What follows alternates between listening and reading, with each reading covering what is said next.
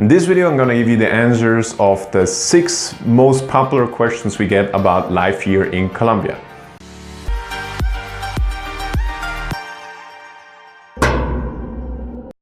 Welcome at How to Expat. My name is Sam, and at How to Expat we help expats to relocate. In this video, I want to go rapid fire through the 6 most common questions we get asked about life here in Colombia, and we start with cost of living. Of course, that's one of the big make it or break it things. What is the cost of living actually here in Colombia? So it depends a little bit, of course, on in which city you are. Bogota will be a little bit more expensive than Medellin or Santa Marta. Of course, Cartagena also a little bit more expensive. But the rule of thumb is that you can pay around, most expats will find themselves spending around $2,000 as a couple and around $1,500 as a solo expat here in Colombia. Don't forget that usually there are steps you have to take. So first you will most probably spend a little bit more. Then you get accustomed to which things that are less expensive. You get a better deal on your apartment, and then it will trickle down to most probably around $2,000, $1,500 if you're solo. Don't forget, you can get way lower than that. So if you want to stay real local, you can get an apartment for $300-500 a month unfurnished. If you know how to do that. And you can lower your cost of living till around $1,000 US. So the least I saw was around probably $1,000 as a solo expat that an expat usually would spend. Then the next thing, of course, is safety. So how secure and safe is Colombia really? Again, that depends a lot of where you're staying. And I always try to, when we have consultations or our expat tour here in Medellin, where we help expats to figure around their way in the city and give them the most information they need. I usually explain it like this. If you're from New York, you don't need to learn anything. Just learn where you have to go, and that's it. New York, for me personally, I think it's a way more dangerous place than most cities here in Colombia, especially the outside villages.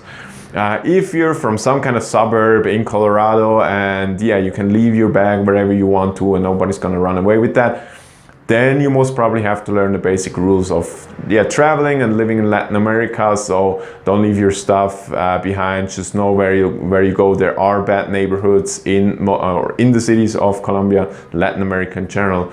So just these things, don't flash your stuff. And if you then learn that and learn where to go and kind of especially learn a little bit about the culture here, you're gonna be fine. Of course, there are some stories around, but the stories are mostly because people just got stupid in drug related stories or in prostitute related stories. Anything else is pretty easy going here in Colombia. Then the third thing is how often can you, or how common is that people speak English. And this is surely one of the things a lot of foreigners that are not well prepared are very, very confused once they get here, that English is not widely spoken, at least not at the moment. Of course, the younger generation, a lot of them speak English, but still, if you're, let's say, in the service industry, the waiter or any other kind of person you need to talk to, you can get around with just English, especially if you come here for a week or 2. But if you're planning to live here full time, you better get some Spanish under your belt. And that's really one of the things that make it or break it for a lot of expats, that they have the big plans, the big dreams of living here in Colombia. They don't speak enough Spanish, and that's a lot of the reasons why people then go back to the US here from Colombia or to other places like Panama, where English is a little bit more widely spoken, is exactly that they don't really know Spanish and do not really have the attention of learning it. So that's point number 3. Point number 4 is how long can I stay in Colombia? So if you don't have a visa, you can stay till 6 months. So you can stay 90 days and extend for another 90 days.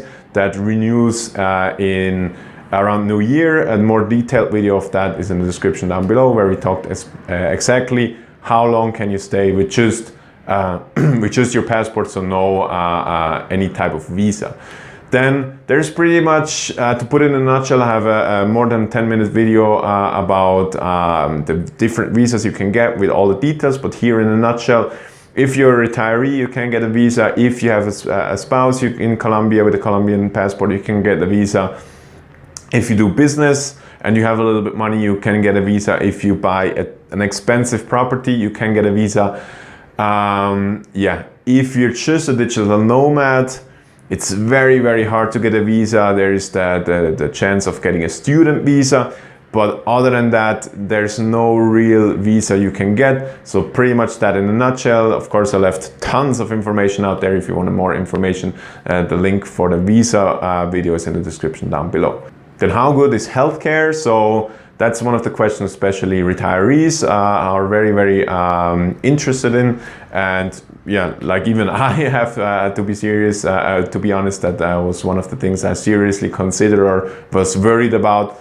And I experienced myself. I have tons of stories of friends that explain me how things work. And usually if you know where to go, the treatment here is very, very good. Some listings even list Colombia higher than the United States.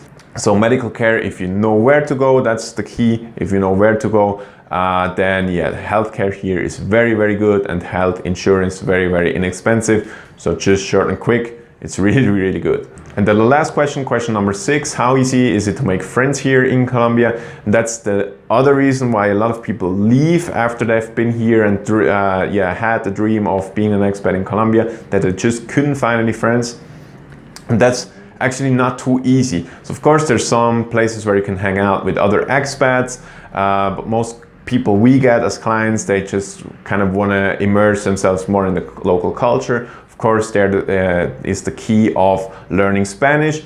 Sometimes still it's good to meet with like-minded expats, and that's not too easy to find, especially in the city of Medellin, because I'm completely honest, like I'm trying to be with these videos, just a lot of people that come here, a lot of expats that come here are actually not really too great people and not too interested to be around. So it's your specific task to kind of filter out the good expats from the bad expats, to then kind of stick to the good ones where you can have interesting conversations and just be around good people. I think that's very, very important in life in general. But yeah, it's not so easy to do, but once you find the right people here, you just have to do some kind of due diligence and find these people on different events and stuff.